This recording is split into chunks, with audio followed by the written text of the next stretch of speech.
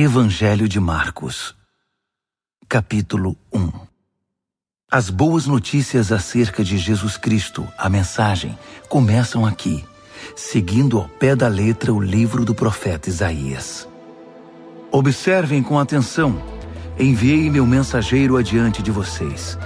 Ele preparará a estrada para vocês. Trovão no deserto, preparem-se para a chegada de Deus. Tornem o caminho plano e reto. João o Batista apareceu no deserto pregando um batismo de mudança de vida que leva ao perdão dos pecados. As pessoas se atropelavam para ir a ele, desde a Judéia e Jerusalém, e enquanto confessavam seus pecados, eram batizadas por ele no Rio Jordão, como sinal de uma vida transformada. João vestia uma túnica de pelo de camelo, amarrada à cintura por um cinto de couro. Alimentava-se de gafanhotos e mel silvestre. Sua pregação era esta: o mais importante está por vir. O protagonista deste drama, perante o qual sou um simples figurante, mudará a vida de vocês. Eu os batizo aqui no rio, mudando a velha vida de vocês pela vida no reino. O batismo dele, com o Espírito Santo, irá mudá-los de dentro para fora. Nessa época, Jesus de Nazaré apareceu na Galiléia e foi batizado por João no Jordão.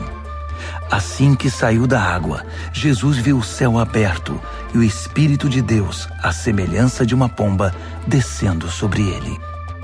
Com a visão do Espírito, ouviu-se uma voz: Você é o meu filho, escolhido e marcado pelo meu amor, a alegria da minha vida. Imediatamente o Espírito guiou Jesus ao deserto. Durante 40 dias e noites, ele foi testado por Satanás. Animais selvagens eram sua companhia e os anjos tomavam conta dele. Depois que João foi preso, Jesus mudou-se para a Galiléia e ali pregava: O tempo é agora. O reino de Deus está aqui. Mudem de vida e creiam na mensagem. Caminhando pela praia do mar da Galiléia, Jesus avistou Simão e seu irmão André pescando com redes.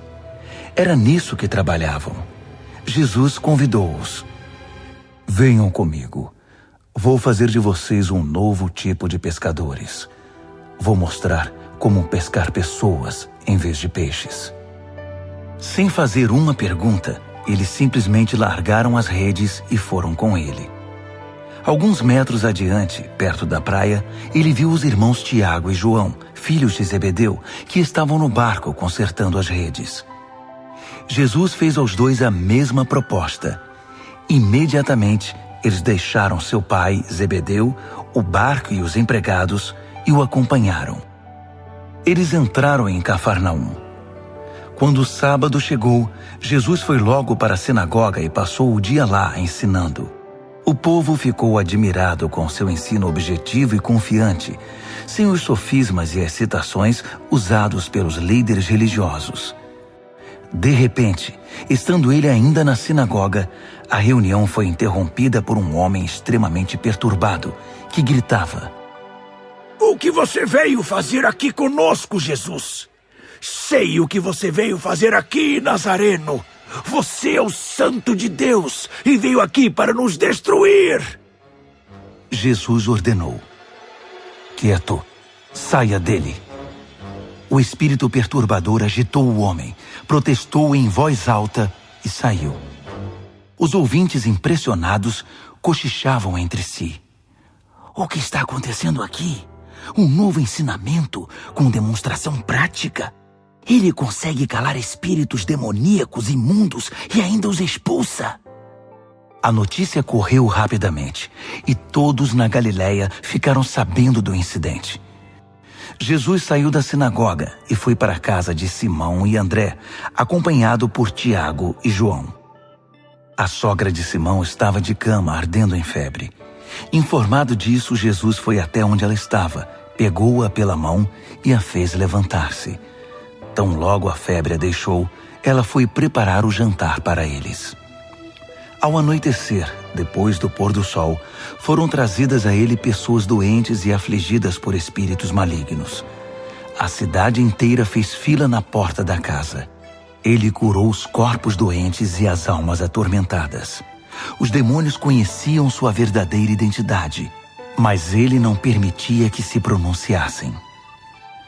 Ainda não havia amanhecido quando ele se levantou e retirou-se para orar num lugar isolado. Simão e os que estavam com ele foram procurá-lo.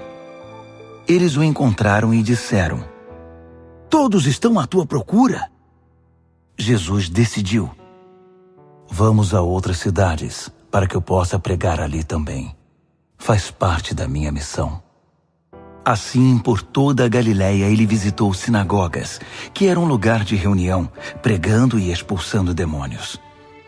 Um leproso aproximou-se dele, ajoelhou-se e implorou: Se o Senhor quiser, pode me purificar.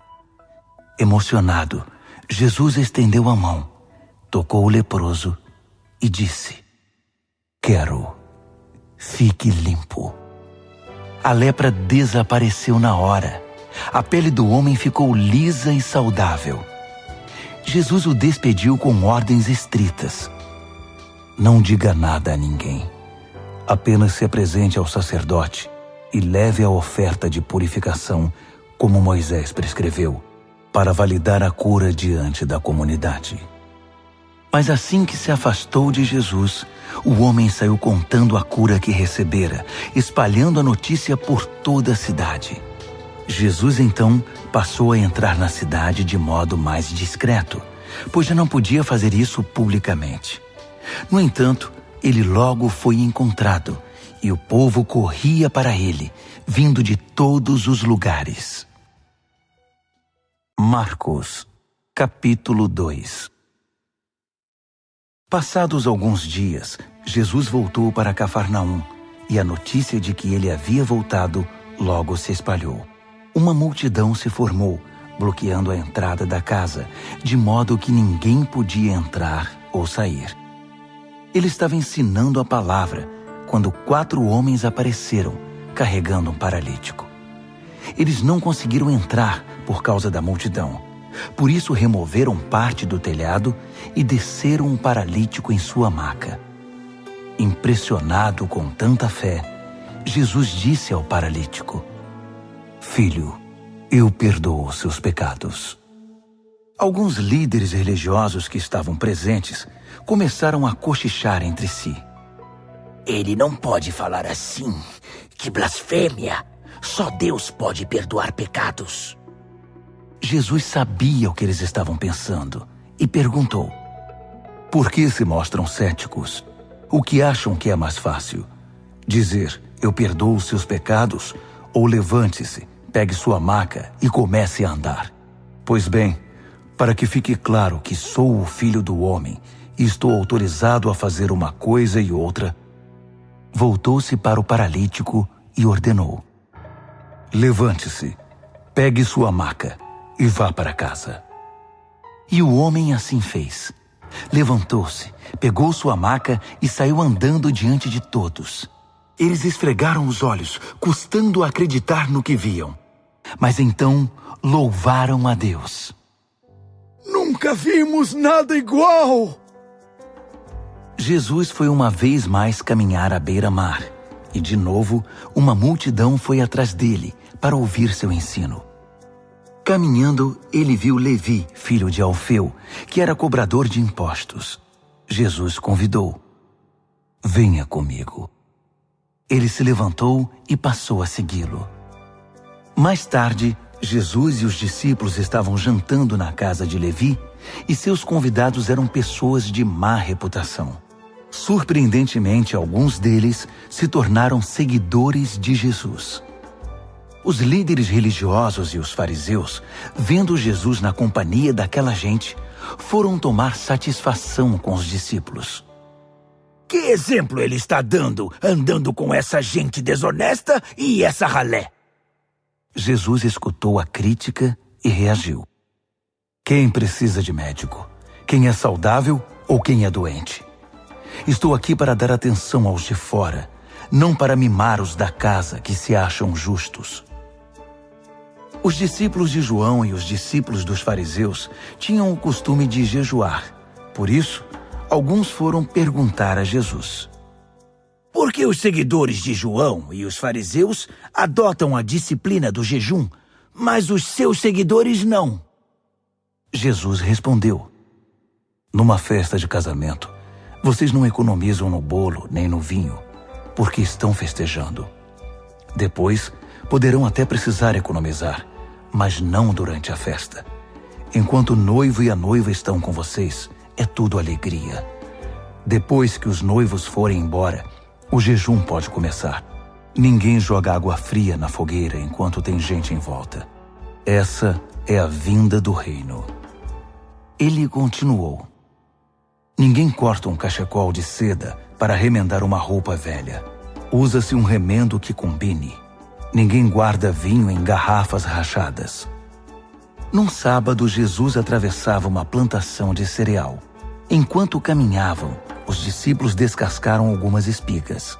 Os fariseus reclamaram com Jesus: seus discípulos estão quebrando as regras do sábado.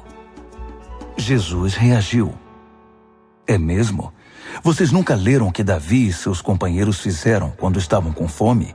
Ele entrou no santuário e comeu o pão fresco do altar na frente do sacerdote principal Abiatar, o pão santo que ninguém podia comer senão os sacerdotes, e o repartiu com os companheiros.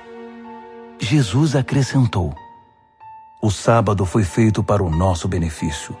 Não somos escravos do sábado. O Filho do Homem não é escravo do sábado. É o Senhor dele. Marcos, capítulo 3. Depois disso, ele voltou à sinagoga e estava ali um homem que tinha uma das mãos aleijada. Os fariseus estavam de olho para ver se ele iria curá-lo, quebrando o sábado. Ele disse ao homem da mão aleijada: fique aqui, onde todos possam vê-lo. Então ele perguntou aos presentes: que atitude é coerente com o sábado? Fazer o bem ou o mal? Ajudar as pessoas ou deixá-las sem ajuda? Ninguém disse nada. Ele os encarou um a um, indignado com a religiosidade inflexível deles, e então ordenou ao homem: estenda a mão. Ele a estendeu. Ela ficou perfeita. Os fariseus se retiraram imediatamente, discutindo como unir forças com os partidários de Herodes para acabar com Jesus. Jesus partiu com seus discípulos para o mar, só para sair dali. Mas uma multidão imensa foi atrás dele. Gente da Galiléia, da Judéia, de Jerusalém, da Idumeia, da região próxima do Jordão e das vizinhanças de Tiro e Sidom. Um mundaréu de gente desejosa de conhecer ao vivo aquele de quem tanto tinham ouvido falar. Ele recomendou aos discípulos que tivessem um barco preparado. Assim, não seria atropelado pela multidão. Pelo fato de ele haver curado muitas pessoas, todos os que sofriam de algum mal se acotovelavam para chegar o mais perto possível dele e tocá-lo. E no caso dos espíritos malignos, quando o reconheciam, caíam e gritavam: você é o Filho de Deus! Mas Jesus não dava atenção a eles. Fazia-os calar, proibindo-os de dizer em público quem ele era. Ele subiu a uma montanha e convidou alguns para o acompanhar.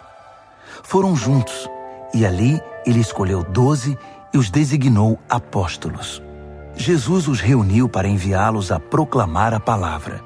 Também lhes daria autoridade para expulsar demônios. Os 12 são: Simão. Jesus mais tarde chamou Pedro, que significa rocha. Tiago, filho de Zebedeu. João, irmão de Tiago. Jesus passou a chamar os irmãos Zebedeu de Boanerges, que significa filhos do trovão. André, Felipe, Bartolomeu, Mateus, Tomé, Tiago, filho de Alfeu, Tadeu, Simão o Zelote, Judas Iscariotes, que o traiu. Jesus foi para casa e, como sempre, uma multidão se formou em volta. Era tanta gente pedindo ajuda que ele não tinha tempo nem para comer. Alguns parentes, informados da situação, foram tirá-lo de lá, até pela força, se necessário. Eles suspeitavam que Jesus estava perdendo o juízo. Os líderes religiosos de Jerusalém espalharam o boato de que ele estava praticando magia negra, fazendo truques diabólicos para impressionar o povo, mostrando poder espiritual. Jesus contestou a calúnia. Faz sentido um demônio lutar contra outro demônio? Satanás expulsaria o próprio Satanás? Uma família que vive brigando se desintegrará. Se Satanás expulsa Satanás, não irá se destruir? Acham que é possível, em plena luz do dia, entrar na casa de um homem forte e acordado e roubar seus bens sem amarrá-lo primeiro? Amarrem-no e então poderão roubá-lo.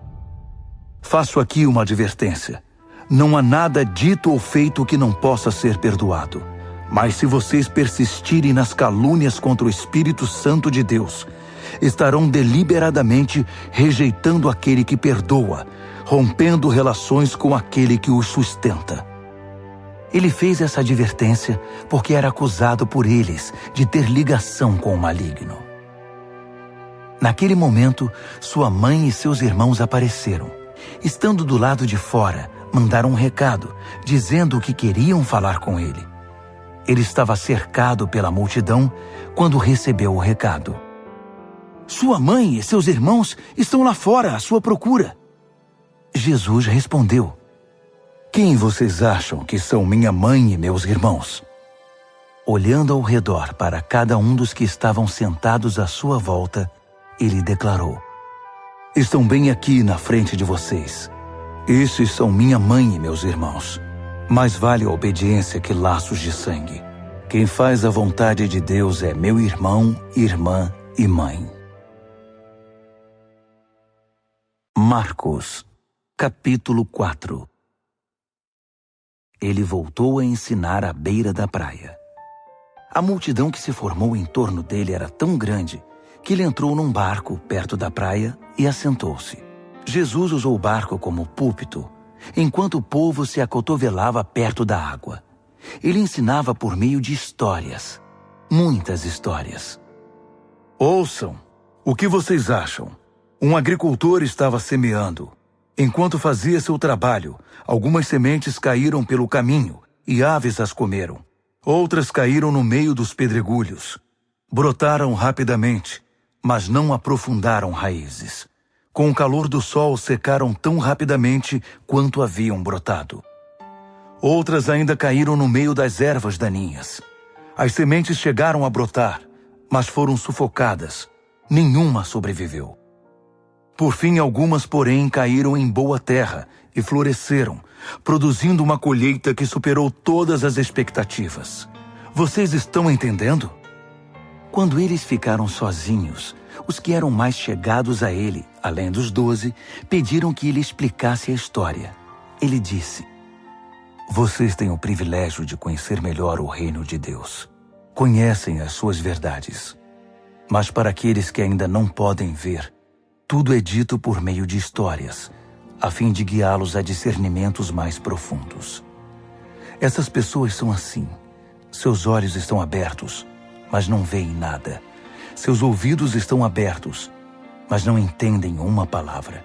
Recusam-se a voltar-se para Deus para receber perdão. Ele continuou: Entenderam o objetivo da história?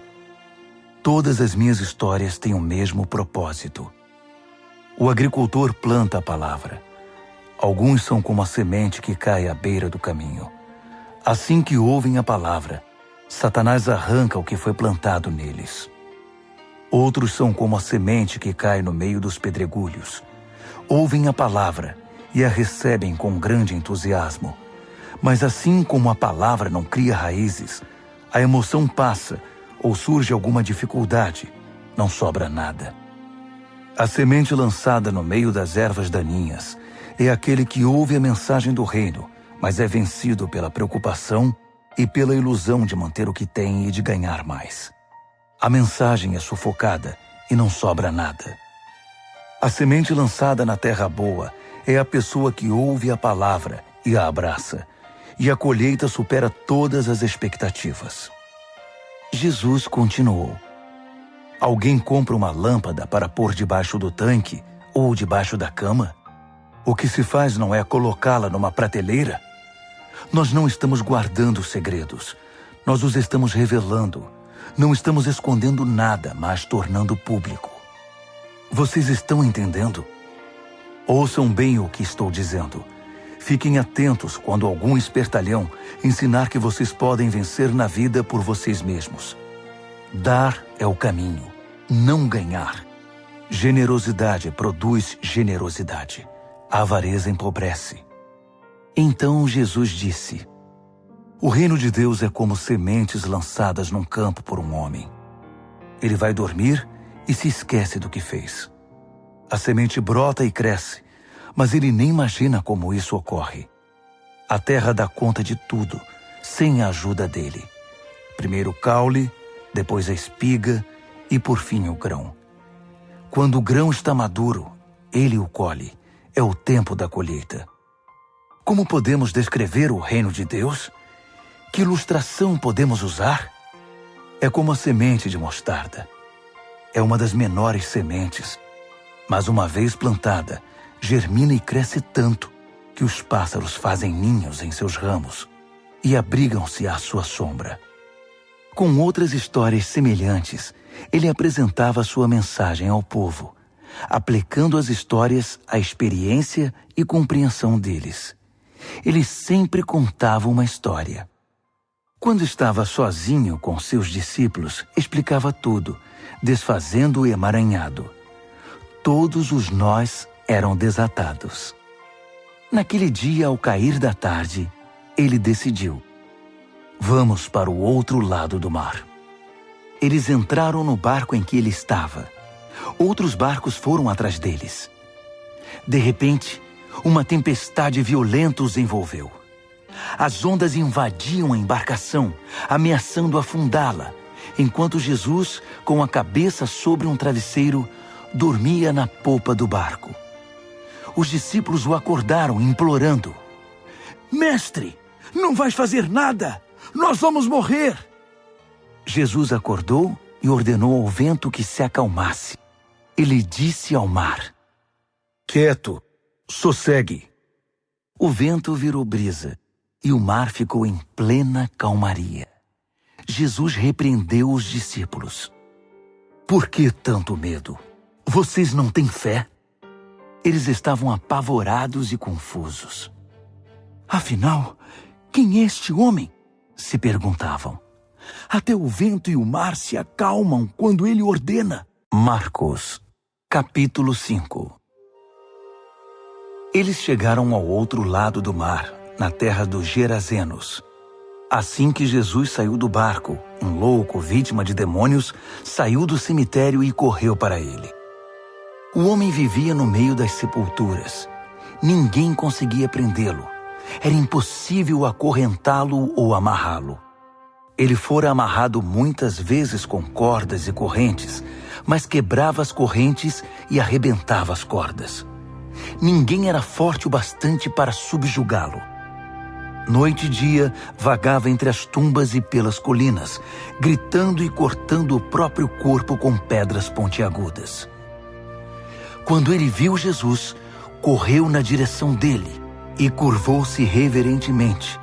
Depois, rugiu em protesto: o que queres comigo, Jesus, Filho do Deus Altíssimo?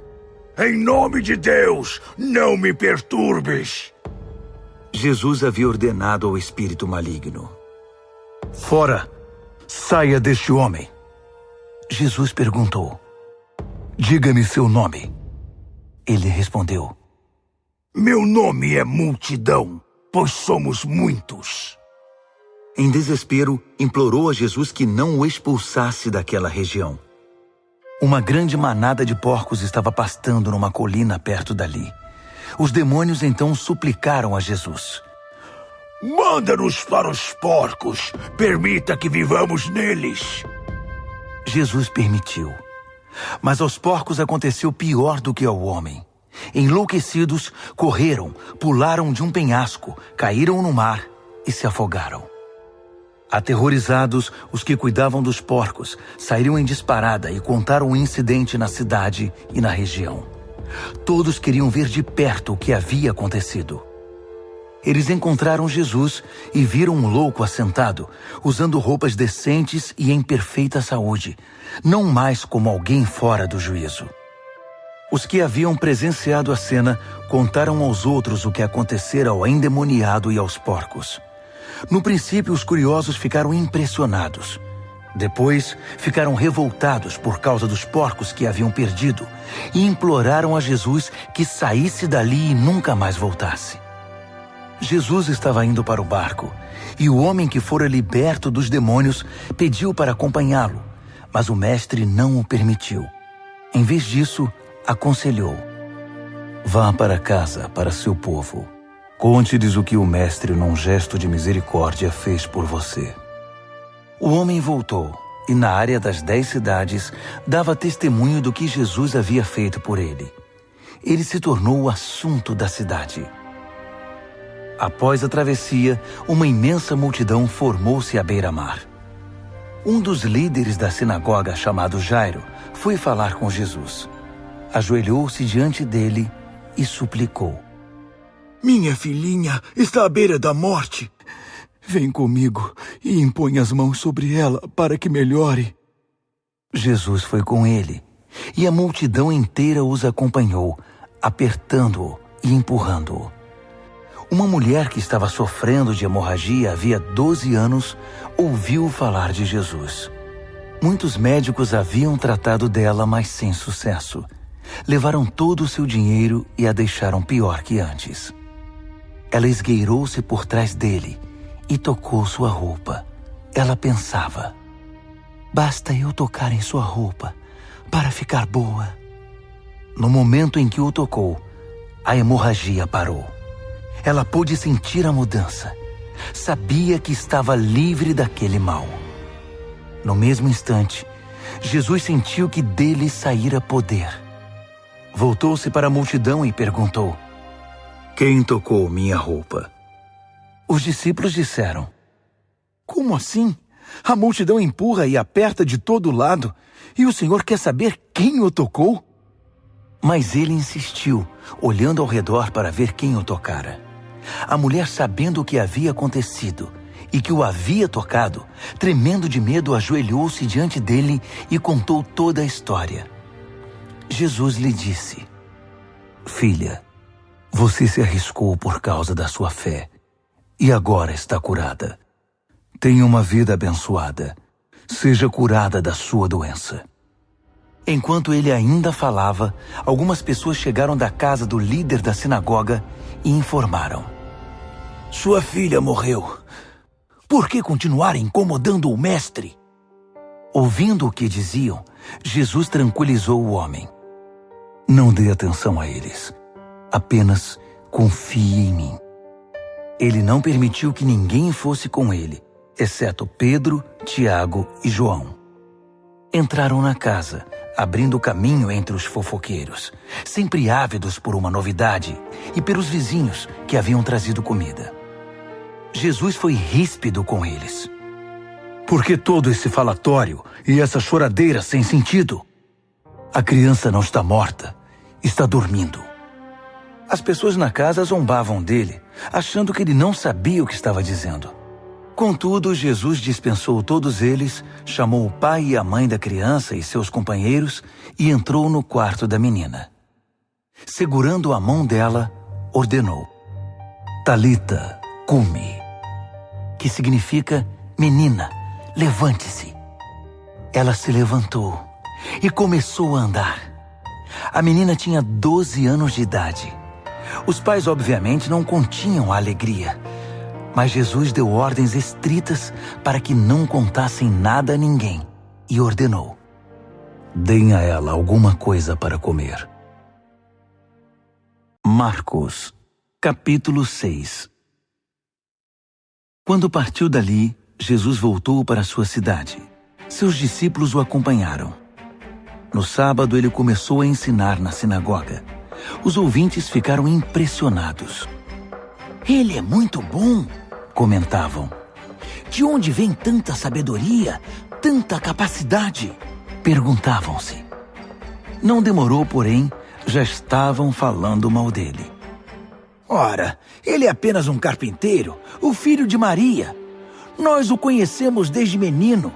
Conhecemos também seus irmãos, Tiago, José, Judas e Simão, e suas irmãs.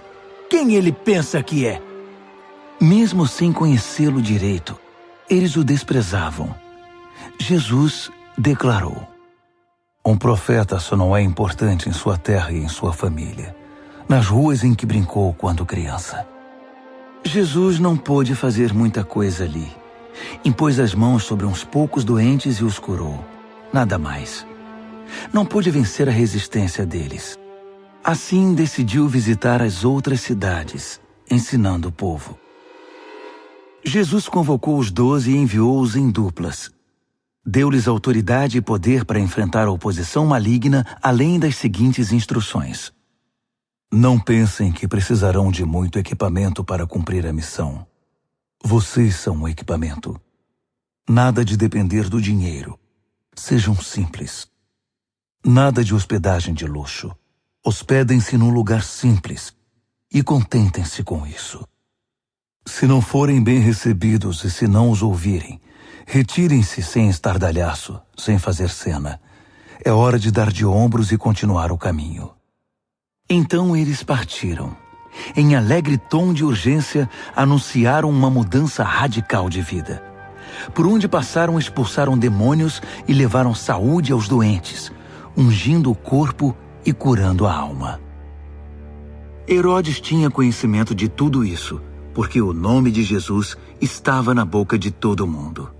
O rei dizia: esse deve ser João o Batista, que voltou dos mortos. Por isso é capaz de fazer milagres. Outros discordavam. Não, é Elias. Outros ainda opinavam.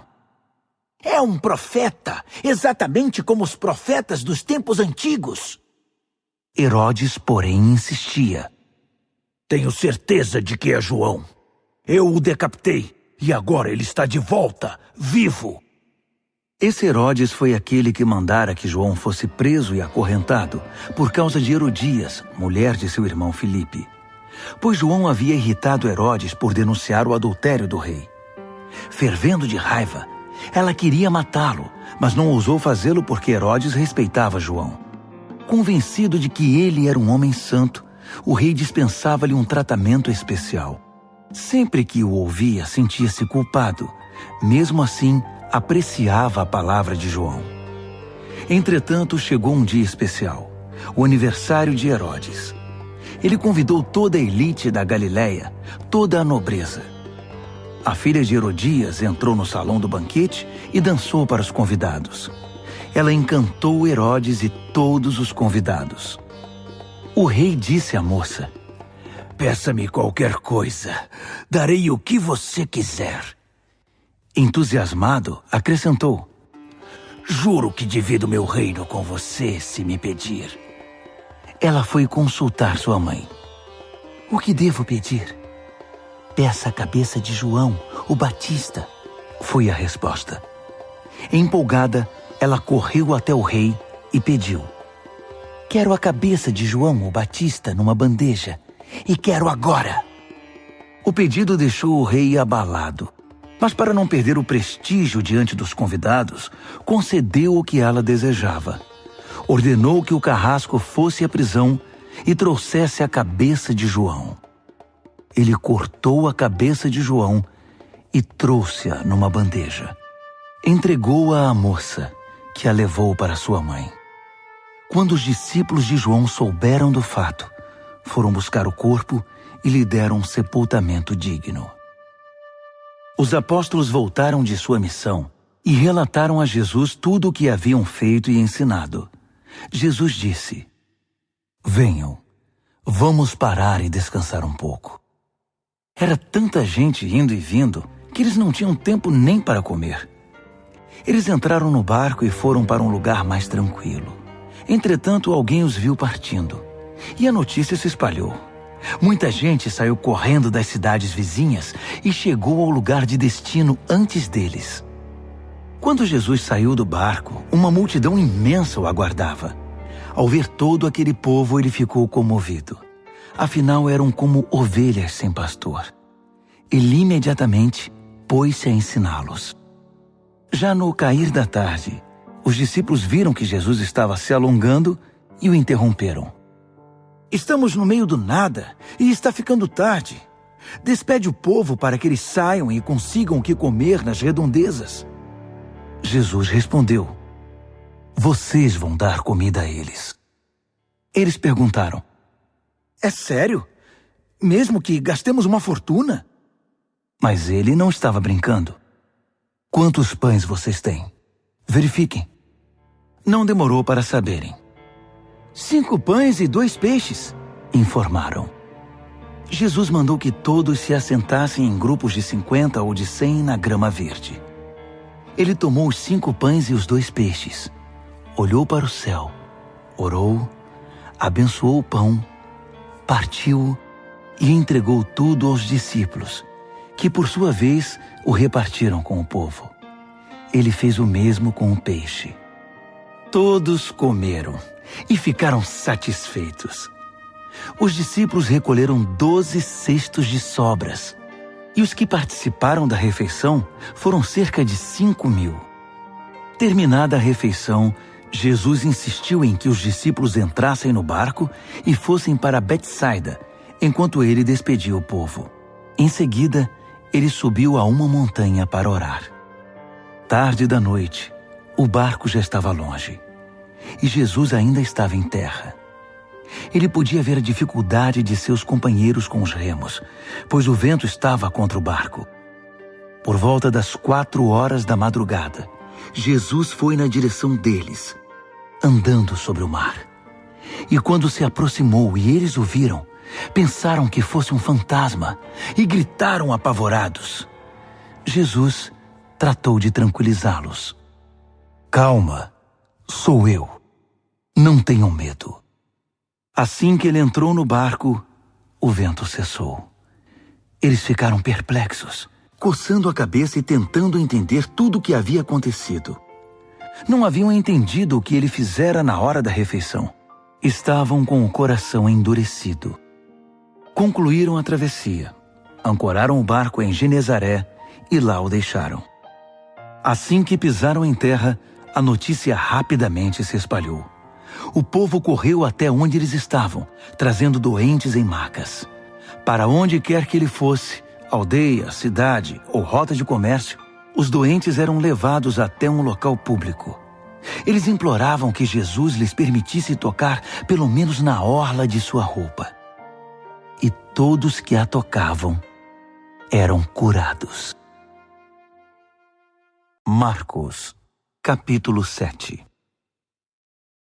Os fariseus e alguns líderes religiosos, vindos de Jerusalém, reuniram-se à volta dele para reclamar que os discípulos dele eram negligentes com as purificações rituais antes das refeições. Os fariseus e judeus em geral jamais participariam de uma refeição sem primeiro proceder ao ritual da lavagem das mãos, principalmente se tivessem chegado da feira, para não mencionar como limpavam canecas, panelas e outras vasilhas. Os fariseus e os líderes religiosos perguntaram: por que seus discípulos desrespeitam as leis, fazendo as refeições sem lavar as mãos?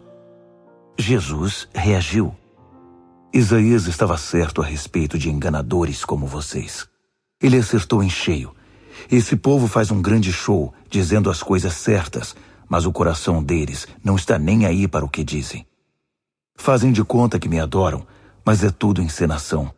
Eles me usam apenas como desculpa para ensinar o que se adapta ao seu gosto, alterando o mandamento de Deus e sempre adotando modismos. Ele continuou: que conveniente, não? Vocês se livram do mandamento de Deus para seguir os modismos religiosos sem serem incomodados. Moisés disse claramente: respeitem seu pai e sua mãe. Disse também: Quem desrespeitar o pai ou a mãe será morto.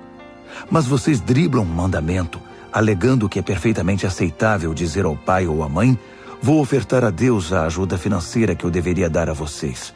Assim, vocês se livram da obrigação que têm para com os pais. Vocês anulam a palavra de Deus e a trocam por suas próprias regras. Vocês são especialistas nesse tipo de coisa. Dirigindo-se à multidão, ele acrescentou: ouçam agora, todos vocês. Prestem bastante atenção. Não é o que vocês comem que contamina a vida. É o que sai de vocês. Essa é a verdadeira contaminação. Ele voltou para casa depois de falar à multidão e seus discípulos disseram: não entendemos. O Senhor poderia nos explicar? Jesus respondeu: vocês também? Será que não entendem? Não sabem que o que se come não pode contaminar ninguém? Pois o que se come não vai para o coração, mas para o estômago. É digerido e depois é eliminado. Com isso, Jesus desafiou as minuciosas leis dietéticas dos judeus, afirmando que todos os alimentos podem ser comidos. Ele continuou: o que contamina é o que sai da pessoa. É do coração que vomitamos maus pensamentos, obscenidade, imoralidade, roubo, assassinato, adultério, cobiça, depravação, engano, bebedice, olhar maldoso, calúnia, arrogância, insensatez. Essa é a verdadeira contaminação. Dali, Jesus partiu e foi para os arredores de Tiro. Entrou numa casa para não ser encontrado, mas a notícia de sua chegada se espalhou. Ele estava dentro de casa quando uma mulher, cuja filha era perturbada por um espírito maligno, ficou sabendo de sua presença ali. Ela se ajoelhou aos seus pés, implorando ajuda. A mulher era grega, cirofenícia de nascimento, e pediu que ele curasse sua filha.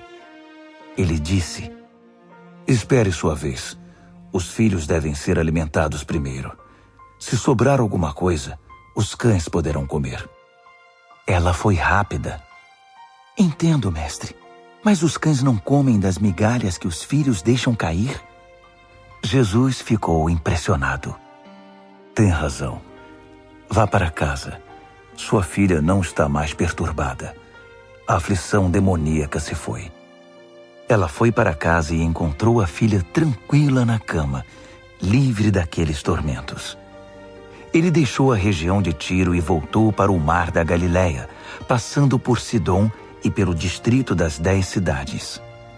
Algumas pessoas trouxeram um homem que não podia ouvir nem falar e pediram a Jesus que impusesse as mãos sobre ele. Jesus tocou nos ouvidos do homem e passou-lhe um pouco de saliva na língua. Então orou, suspirou profundamente e ordenou: Efatá, abra-se. E assim aconteceu.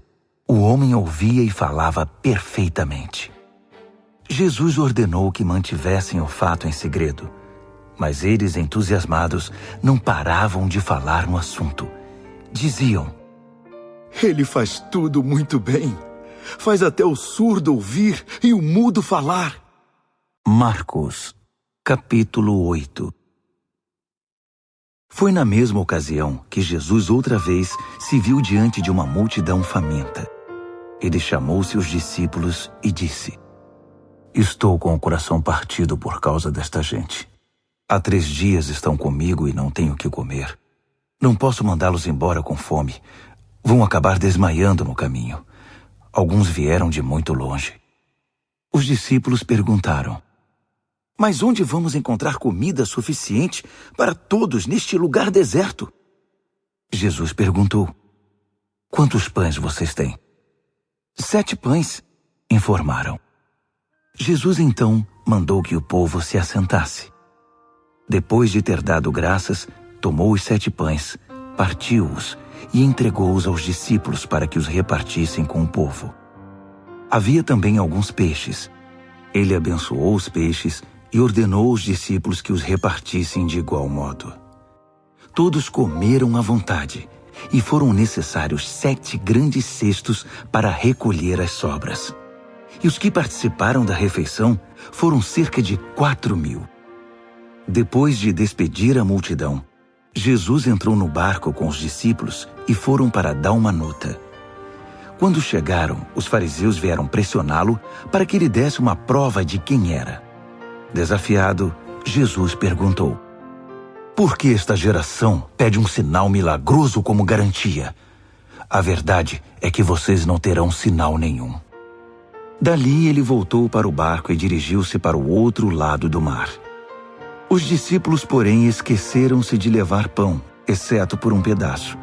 Aproveitando a oportunidade, Jesus aconselhou-os: fiquem de olho no fermento dos fariseus e dos partidários de Herodes. Pensando que ele os repreendia por haverem esquecido o pão, começaram a culpar um ao outro. Percebendo o que se passava, Jesus perguntou: por que estão discutindo por haverem esquecido o pão?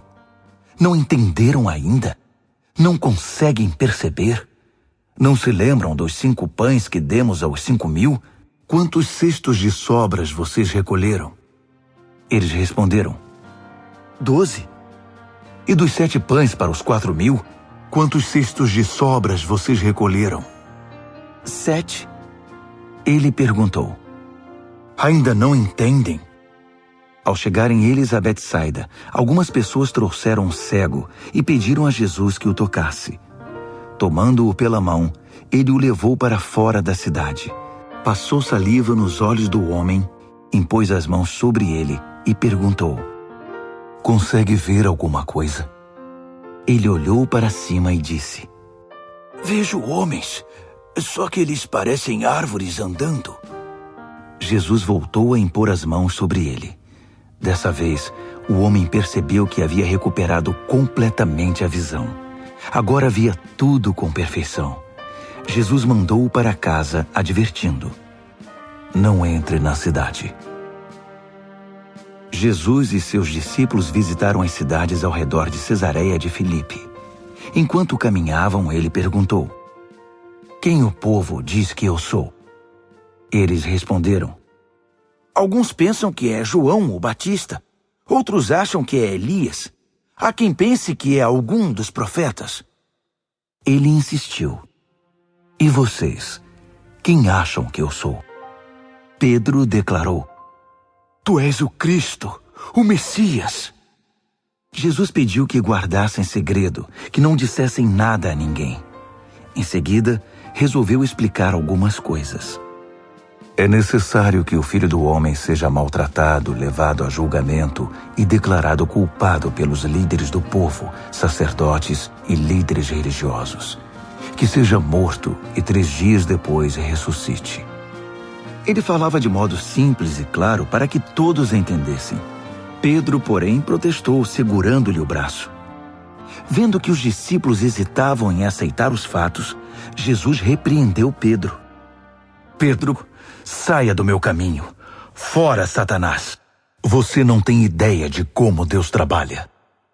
Reunindo uma multidão e seus discípulos, Jesus disse: quem quiser seguir-me, tem de aceitar minha liderança. Quem está na garupa não pega na rédea. Eu estou no comando. Não fujam do sofrimento. Abracem-no. Sigam-me e mostrarei a vocês como agir. Autoajuda não é ajuda. O autossacrifício é o caminho, o meu caminho, para ser realmente salvo. Qual é a vantagem de conquistar tudo o que se deseja e perder a si mesmo? O que vocês teriam para dar em troca da própria alma? Se vocês têm vergonha de mim ou do meu caminho por causa dos seus amigos inconstantes e sem futuro, saibam que irão enfrentar uma vergonha muito maior na presença do Filho do Homem quando ele voltar, envolto pela glória de Deus, seu Pai, com um exército de anjos. Marcos, capítulo 9.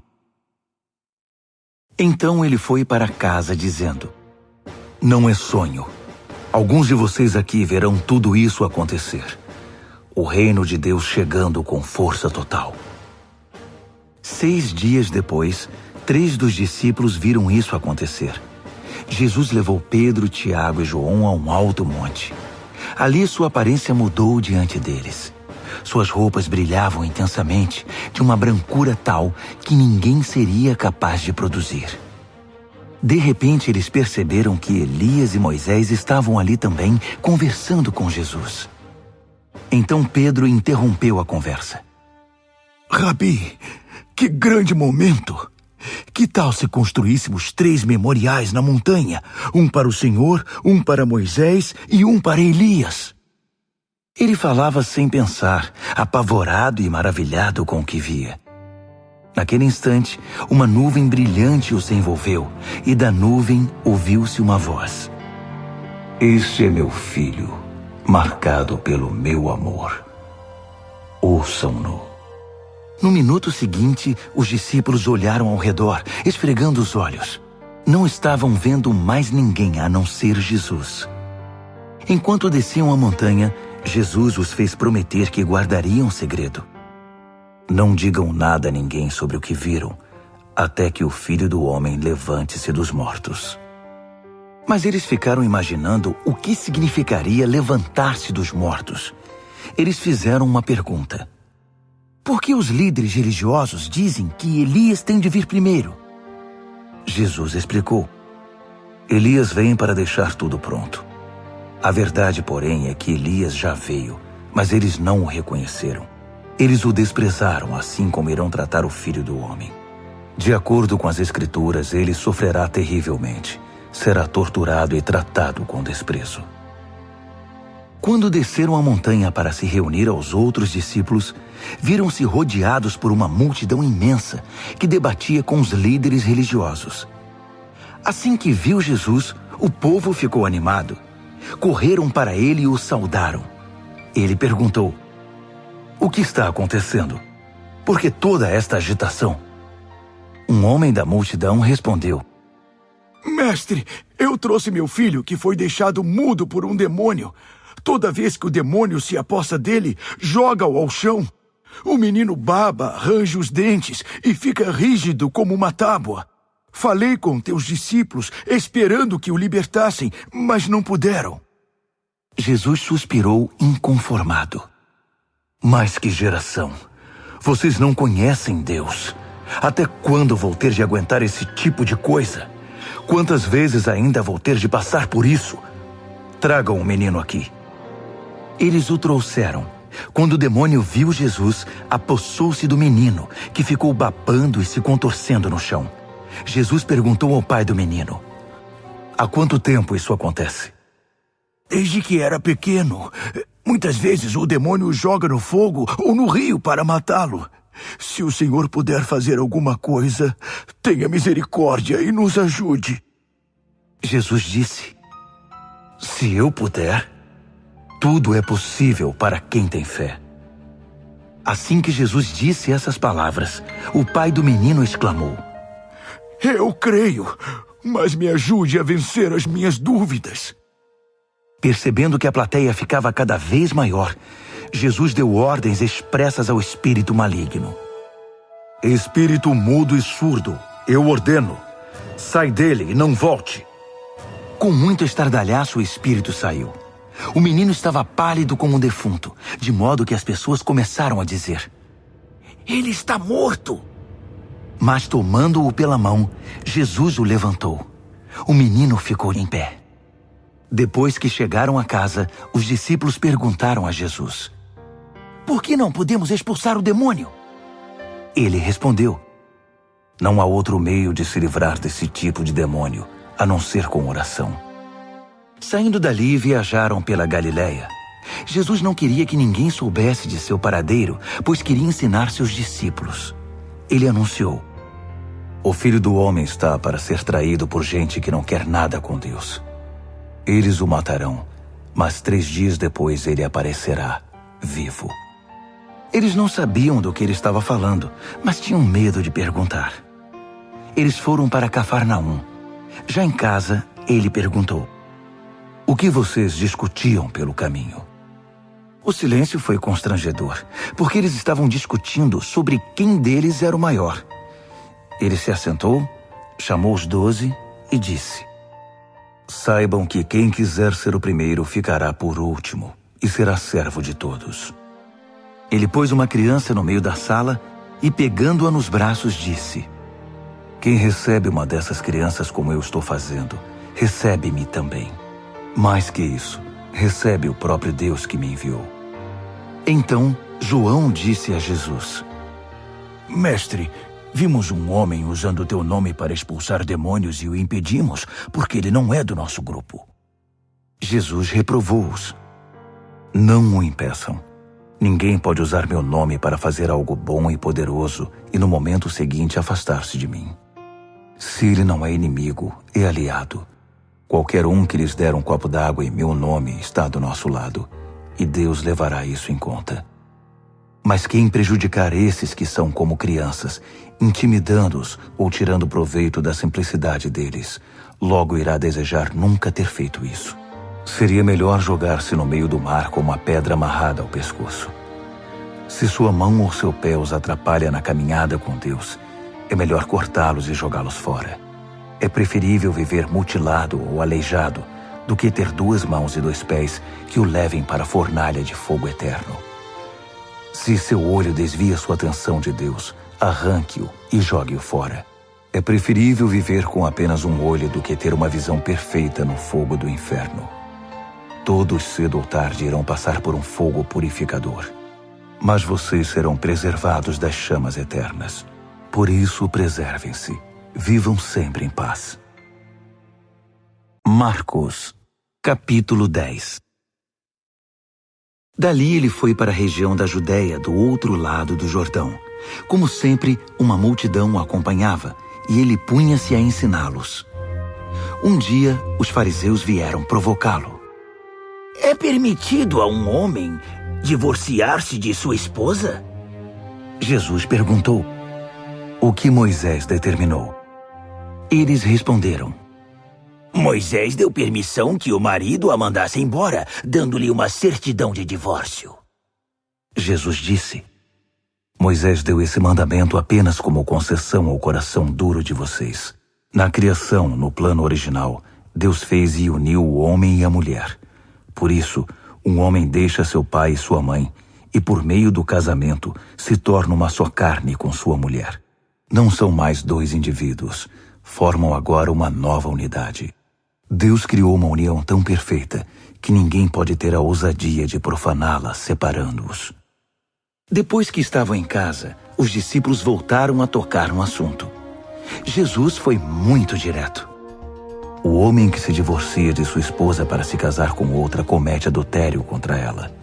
A mulher que se divorcia do marido para se casar com outro comete adultério também.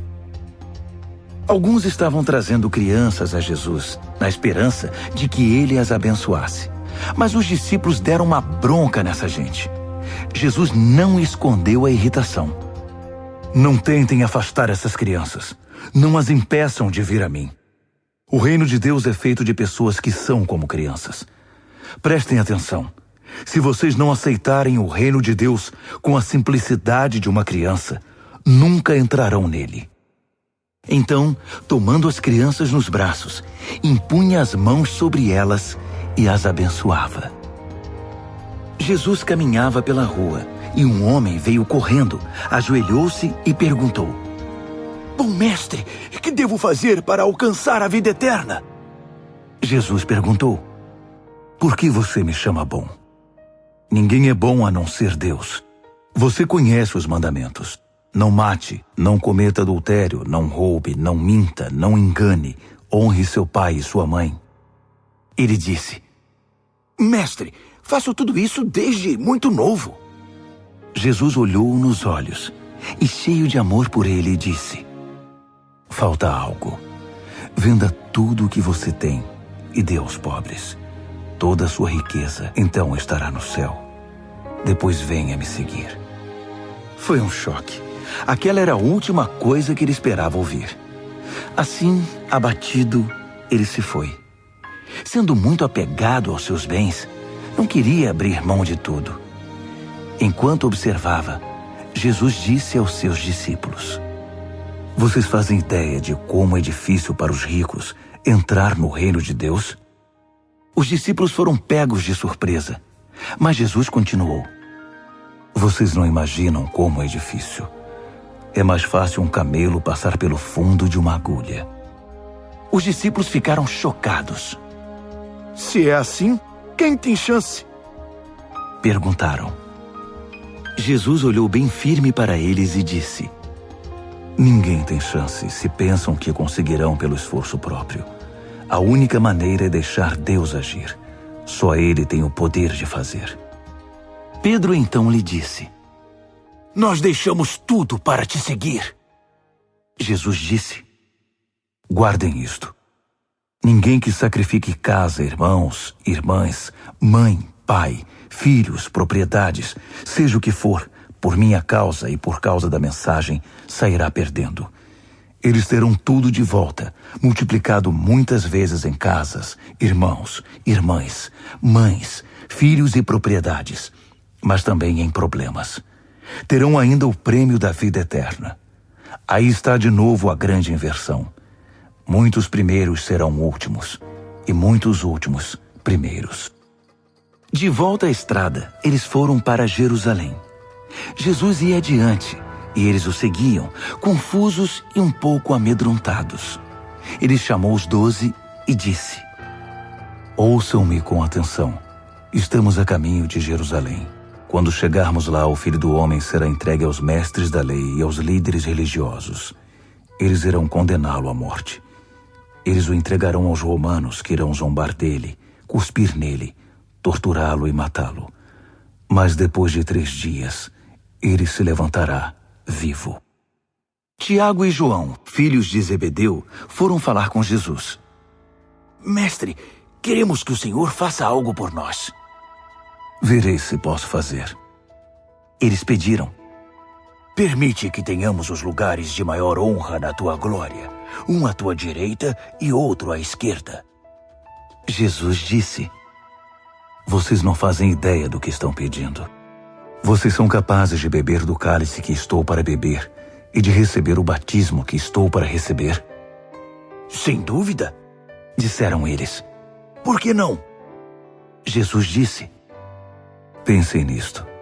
Vocês vão mesmo beber o cálice que eu bebo e ser batizados com o meu batismo.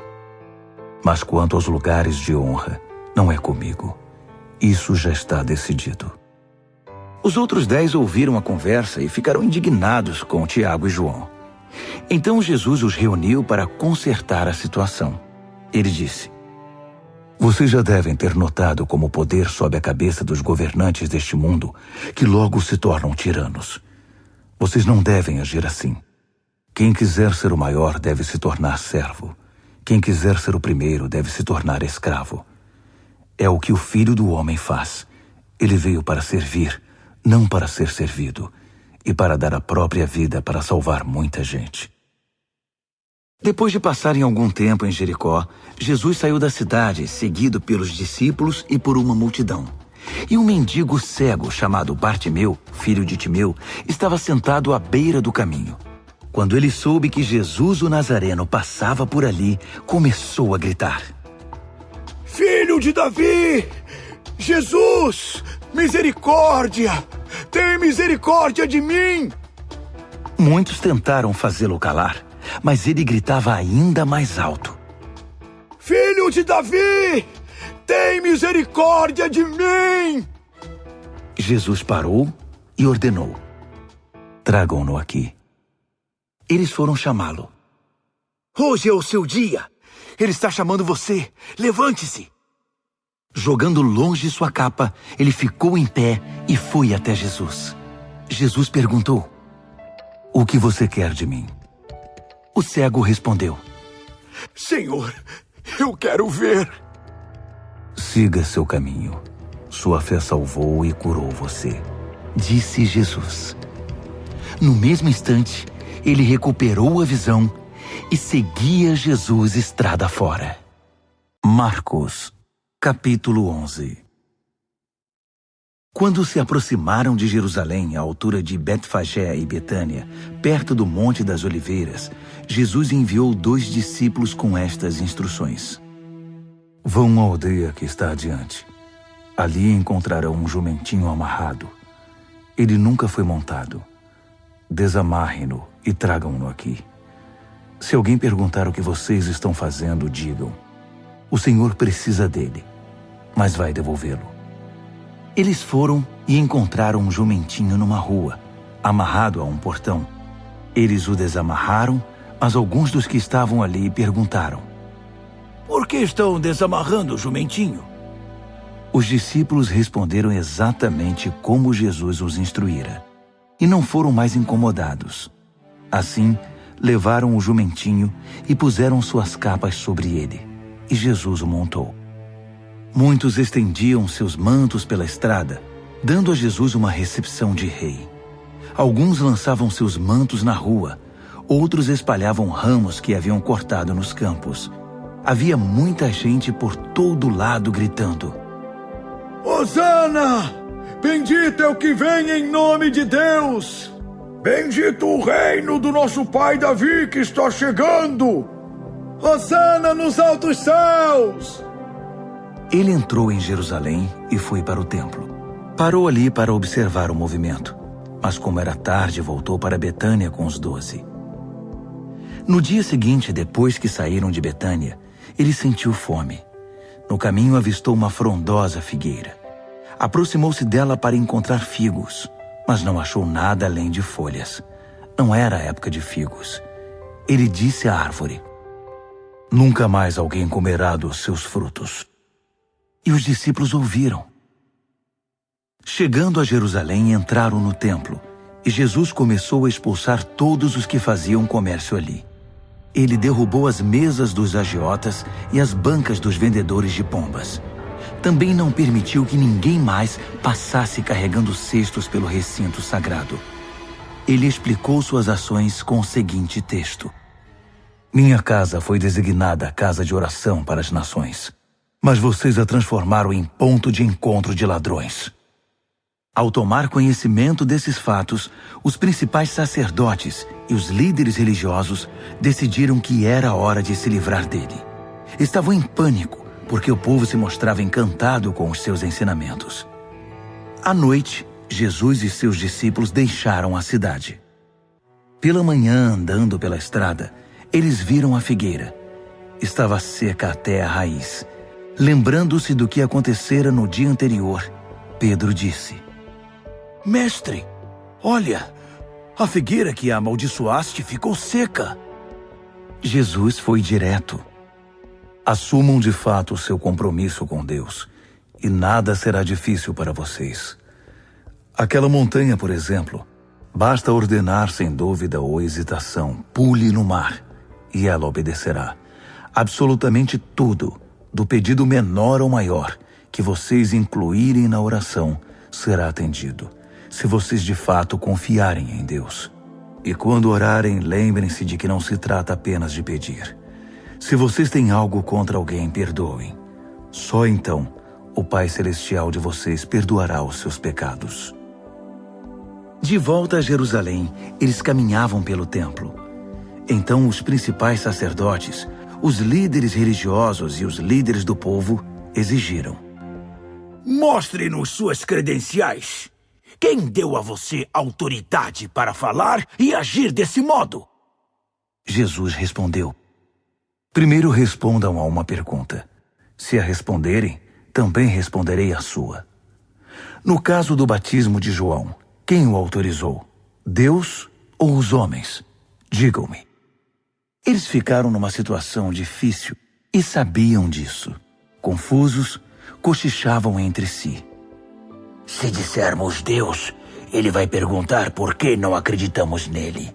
Se dissermos os homens, estamos em apuros, porque o povo tinha João na conta de profeta. Decidiram então dar a vitória a Jesus dessa vez. Não sabemos, responderam. Jesus concluiu: então também não vou responder a pergunta de vocês. Marcos, capítulo 12. Em seguida, Jesus começou a lhes contar algumas histórias. Um homem plantou uma vinha, cercou-a, fez um tanque de espremer uvas, construiu uma torre de vigilância, arrendou-a aos lavradores e saiu em viagem. Quando chegou a época da colheita, ele enviou um empregado para receber sua parte nos lucros.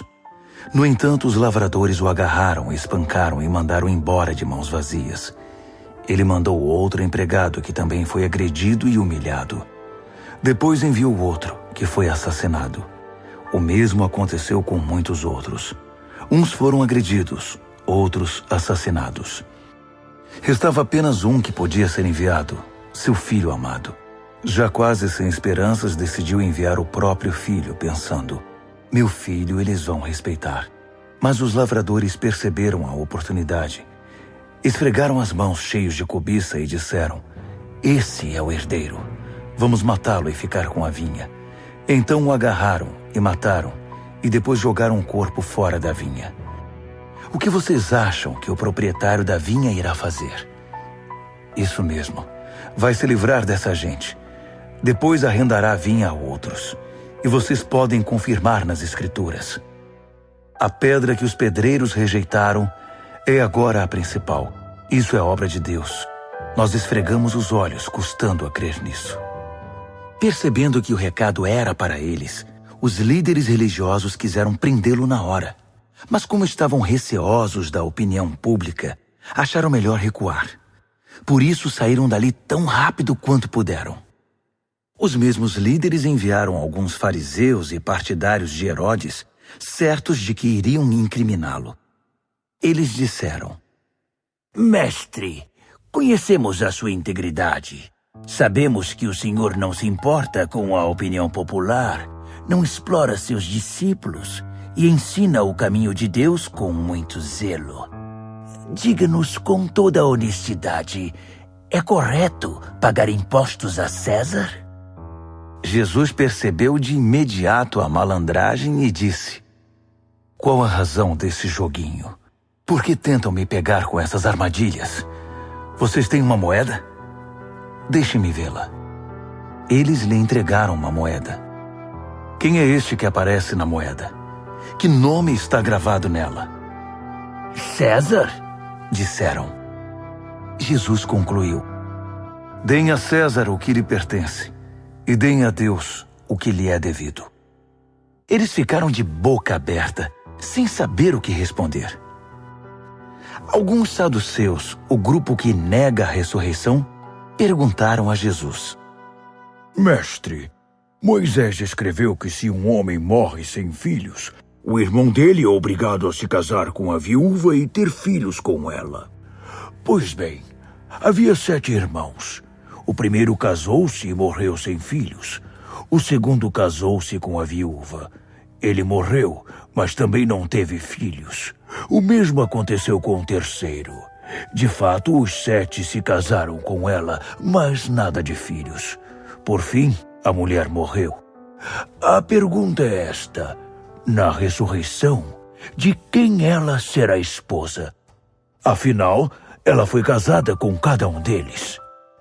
Jesus respondeu: vocês estão raciocinando errado e vou dizer por quê. Primeiro, não conhecem as Escrituras. Segundo, não sabem como Deus atua. Depois da ressurreição, o casamento já não mais existirá. Assim como os anjos, toda a nossa atenção estará em Deus. Com respeito à ressurreição dos mortos, vocês nunca leram as Escrituras? Vejam que Deus, de dentro da sarça, disse a Moisés: eu sou, não eu era, o Deus de Abraão, o Deus de Isaque e o Deus de Jacó. O Deus vivo é o Deus dos vivos, não dos mortos. Portanto, vocês não sabem de nada. Um dos líderes religiosos, depois de acompanhar os debates e perceber como Jesus era incisivo em suas respostas, fez uma pergunta: qual é o mais importante de todos os mandamentos? Jesus respondeu: o primeiro em importância é o seguinte: ouça, Israel, o Senhor seu Deus é único. Ame o Senhor seu Deus com toda a paixão, toda a fé, toda a inteligência e todas as forças. E o segundo é: ame o próximo como a você mesmo. Não há nenhum outro mandamento que se compare a esses. Um líder religioso disse: que resposta maravilhosa, mestre! Tão lúcida e precisa. Deus é único e não há outro. Devemos amá-lo com toda paixão, inteligência e forças e amar ao próximo como a nós mesmos. Isso é melhor que qualquer oferta ou sacrifício. Quando Jesus percebeu como aquele homem era sábio, comentou: Você está quase lá, quase no reino de Deus. A partir daquele momento, ninguém mais ousou fazer perguntas a Jesus.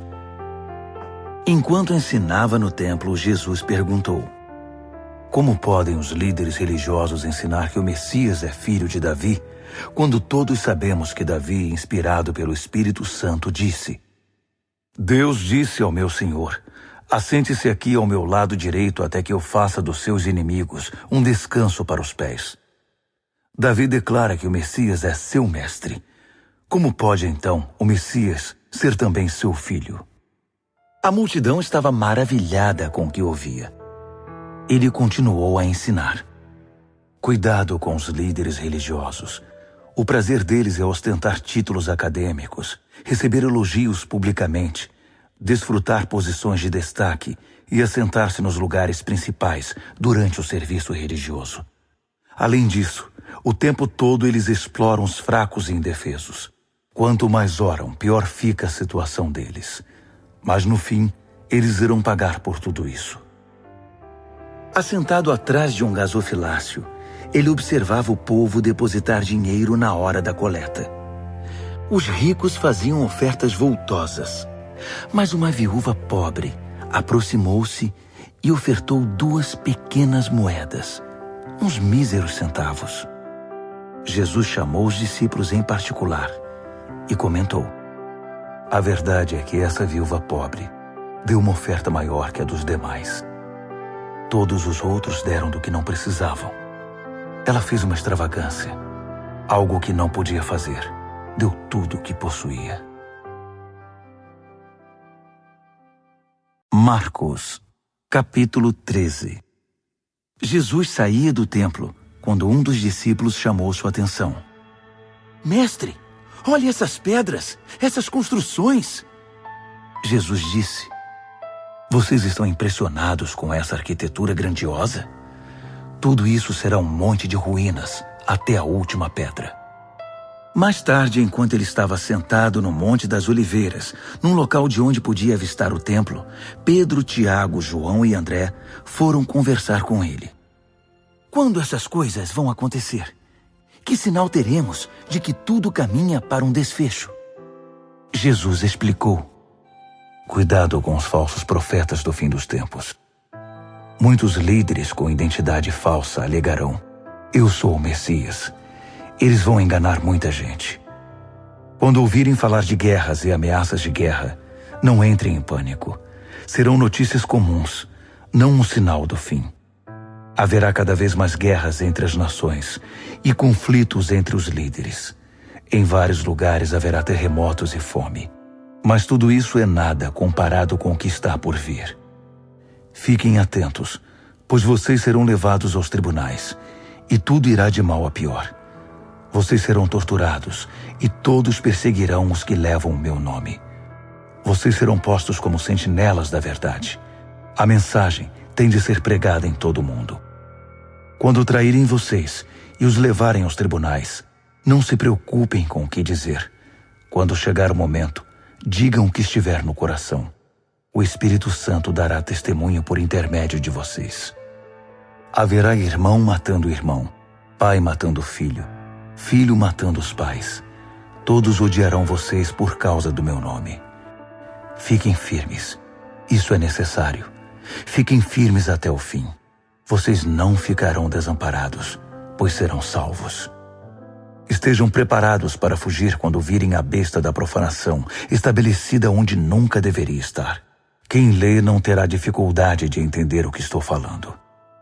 Quando isso acontecer, se vocês estiverem na Judéia naquele tempo, corram para as colinas.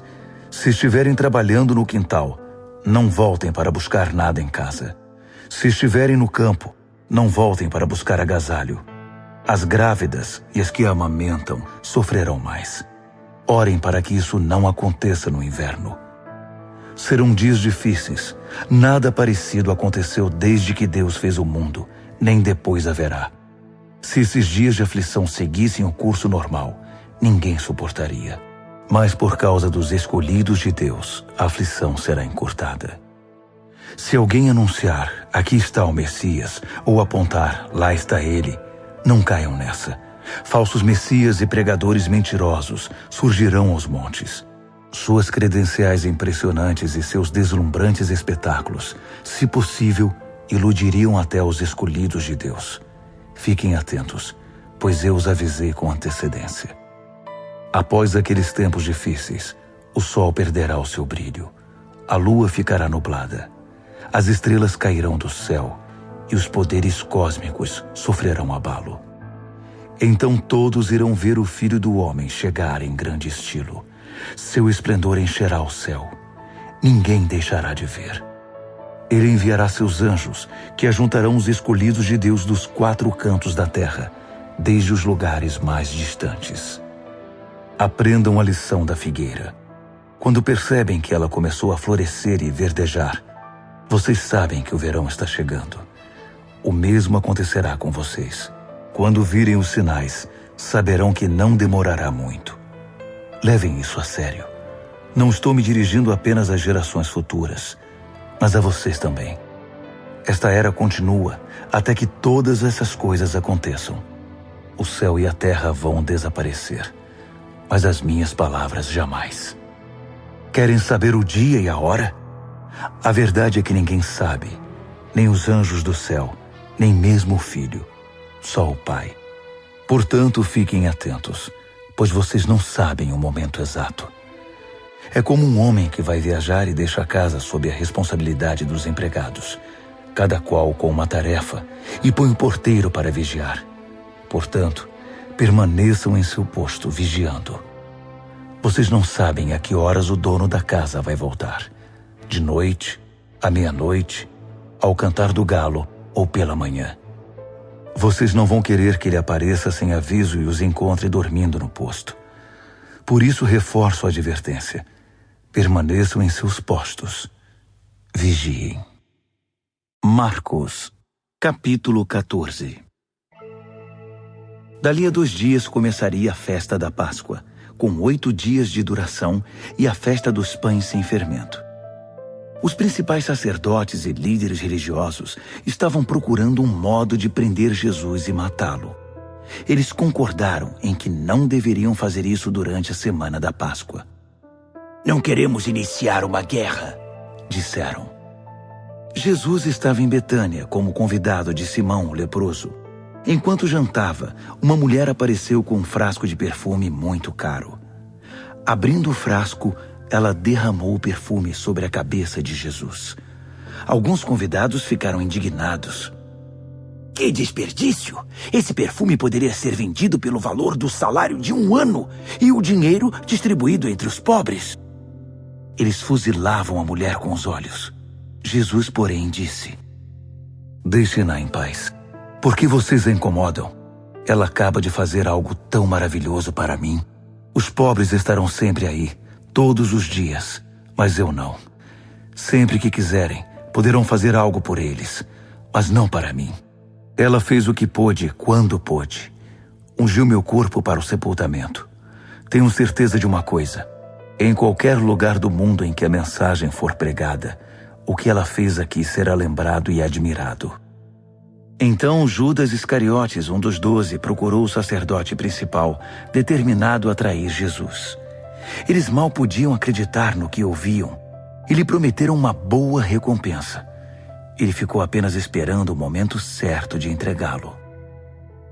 No primeiro dia da festa dos pães sem fermento, dia de preparar o sacrifício da Páscoa, os discípulos perguntaram a Jesus: Onde queres que preparemos a ceia da Páscoa? Ele orientou 2 dos discípulos. Vão para a cidade.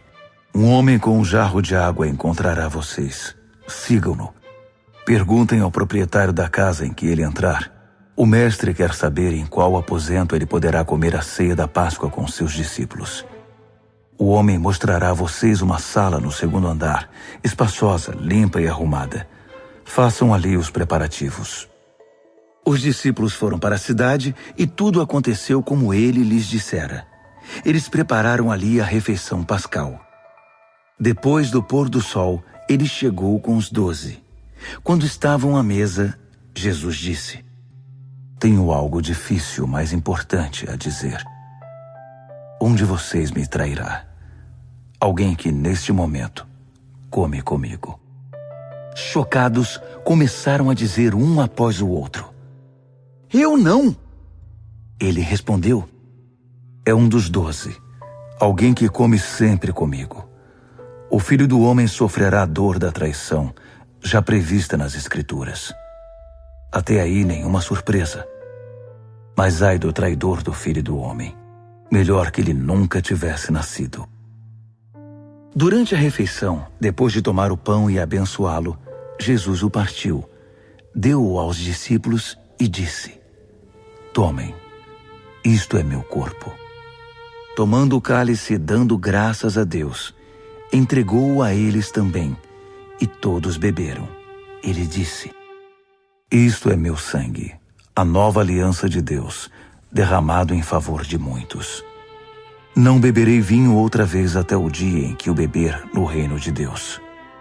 Então eles cantaram um hino e foram para o Monte das Oliveiras.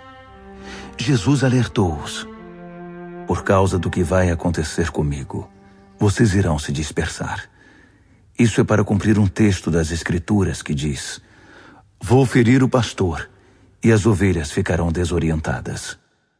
Mas depois que eu ressuscitar, irei adiante de vocês para a Galileia. Mas Pedro, todo afoito, declarou: Ainda que todo mundo fuja, eu não fugirei. Jesus respondeu: Não tenha tanta certeza.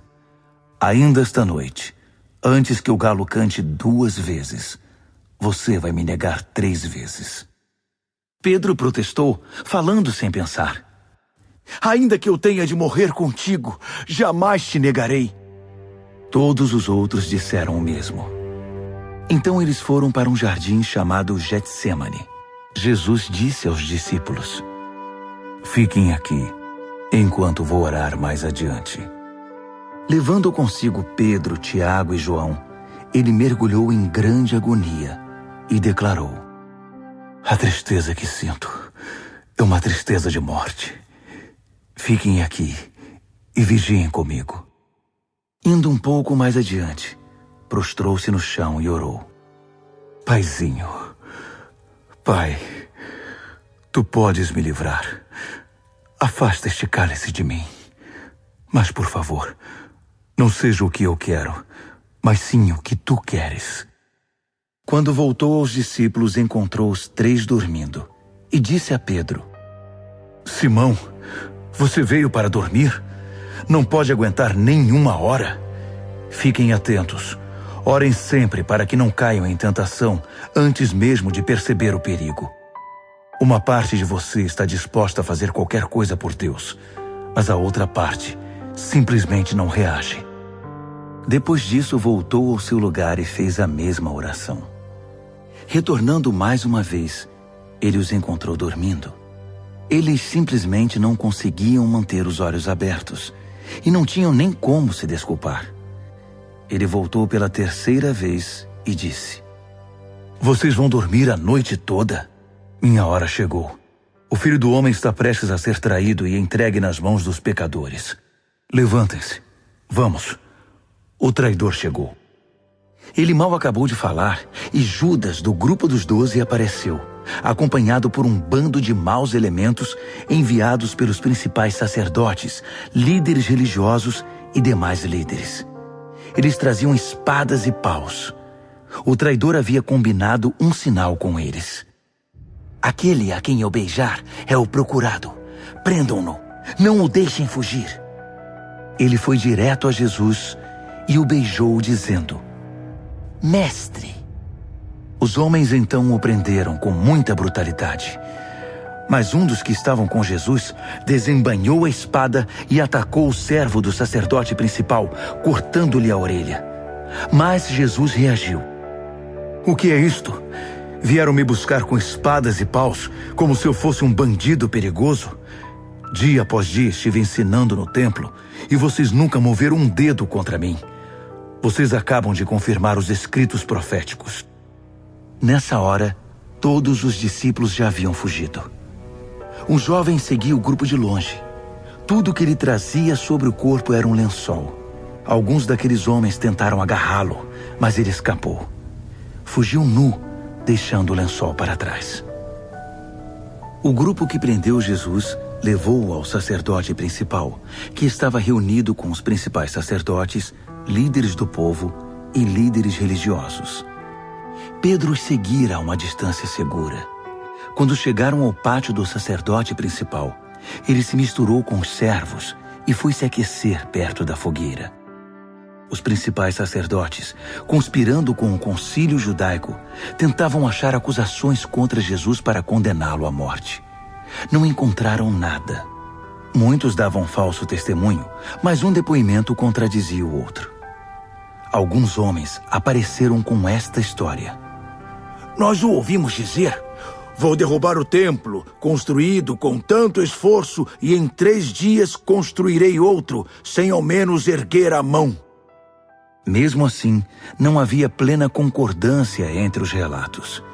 Nesse momento, o sacerdote principal levantou-se e perguntou a Jesus: O que você tem a dizer dessa acusação? Jesus não deu resposta. O sacerdote principal insistiu, mudando a pergunta. Você é o Messias, o Filho do Deus bendito? Jesus foi direto. Sim, eu sou, e você mesmo verá. O Filho do Homem assentado à direita do Todo-Poderoso, vindo nas nuvens do céu. Nessa hora, o sacerdote principal perdeu a compostura. Rasgando a própria roupa, gritou: Ouviram isso? Acham que precisamos de mais testemunhas? Vocês testemunharam a blasfêmia! Vão deixar que isso fique assim? Por unanimidade, eles o condenaram, e foi sentença de morte.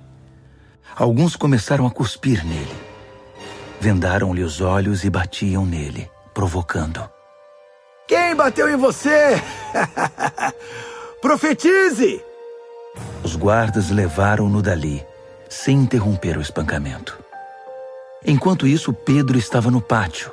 E aconteceu que uma das empregadas do sacerdote principal, vendo Pedro se aquecer ali, olhou para ele e disse: Você estava com Jesus, o Nazareno? Mas ele negou.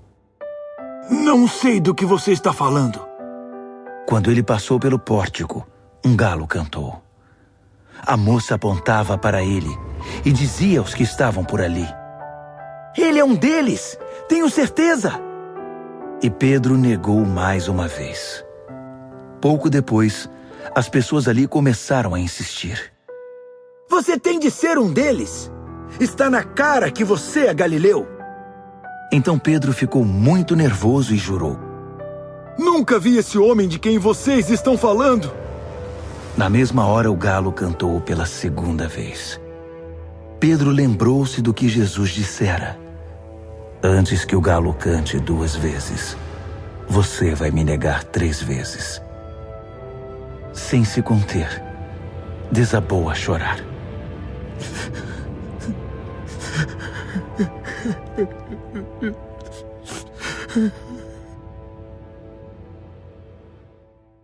Marcos, capítulo 15.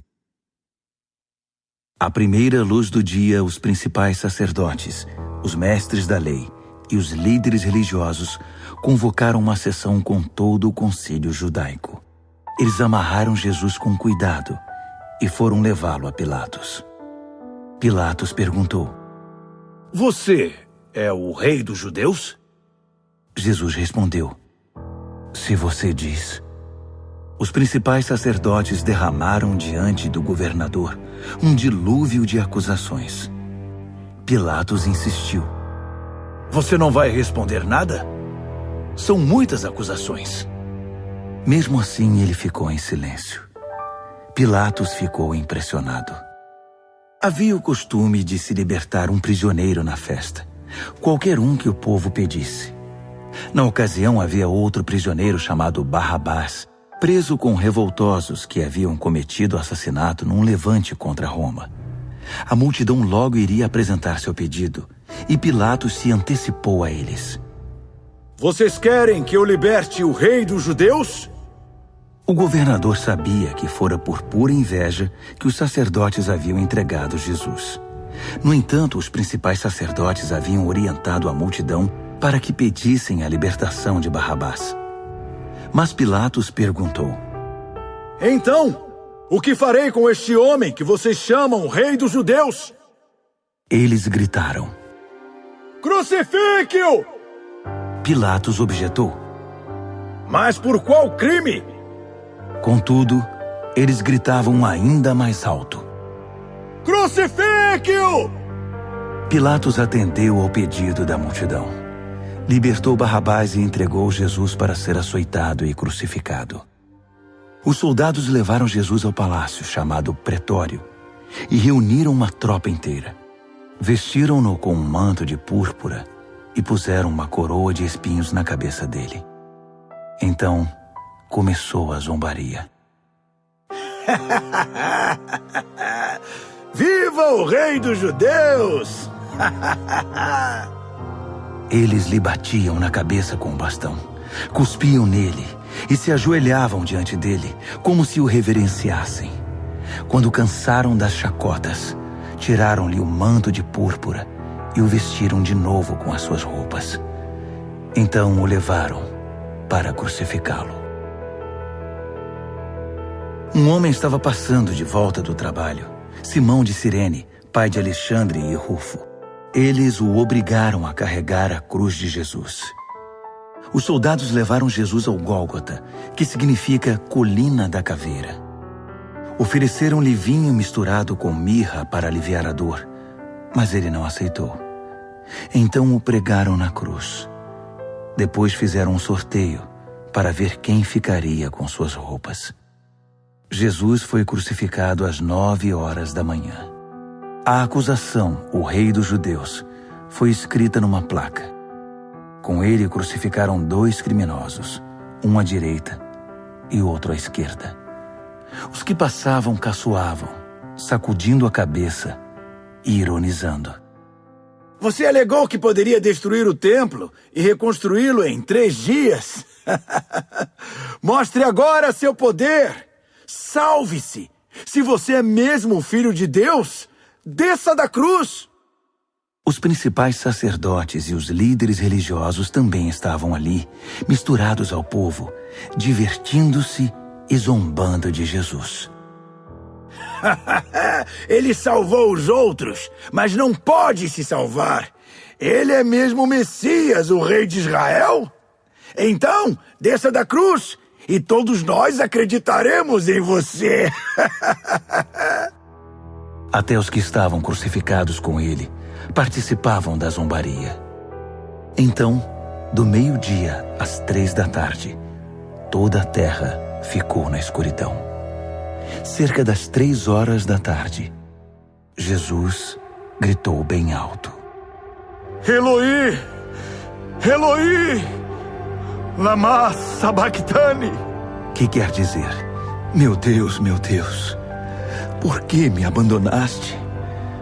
Alguns dos que viram aquilo o ouviram e disseram: Ele está chamando Elias.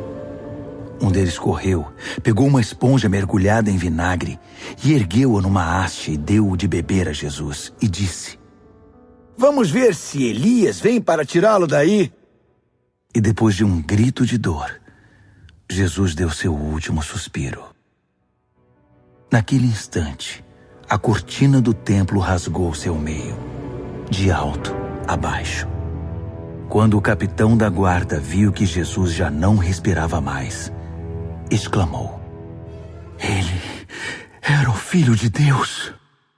Algumas mulheres observavam à distância.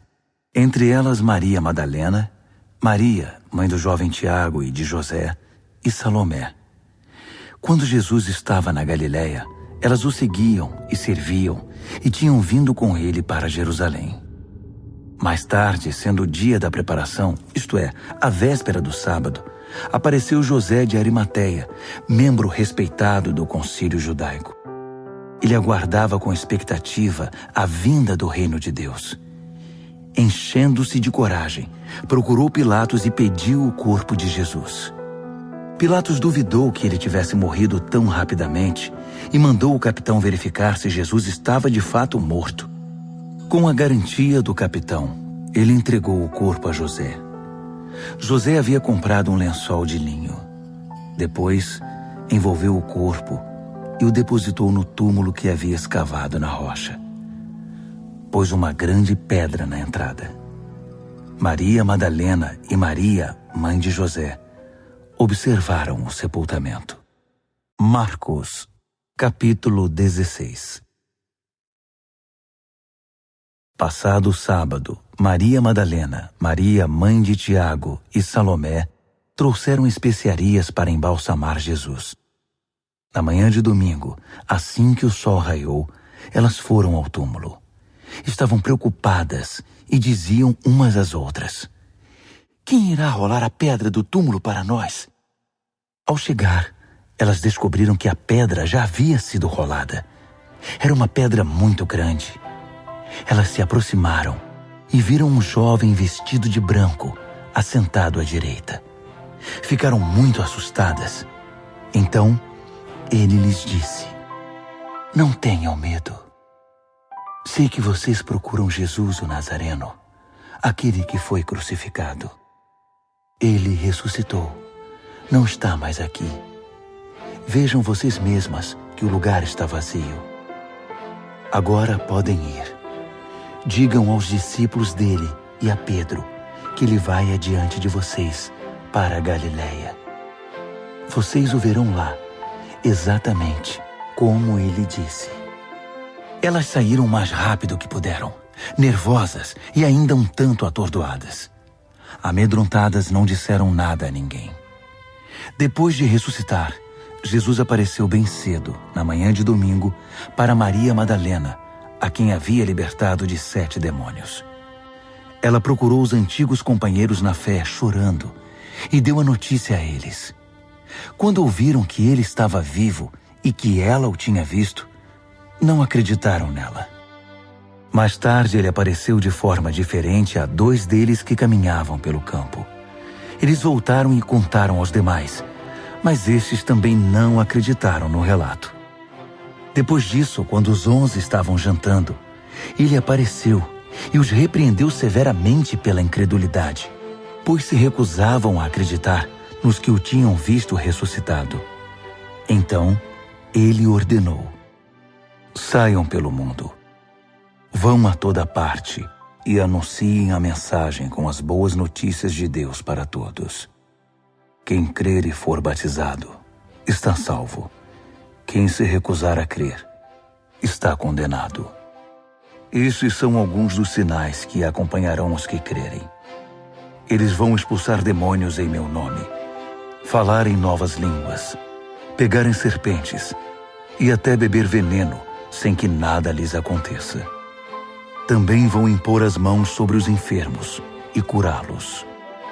Então o Senhor Jesus, depois de orientá-los, foi elevado ao céu e assentou-se ao lado de Deus no lugar da mais alta honra. Os discípulos saíram por toda parte pregando. O Senhor trabalhava com eles, confirmando a mensagem com provas inquestionáveis.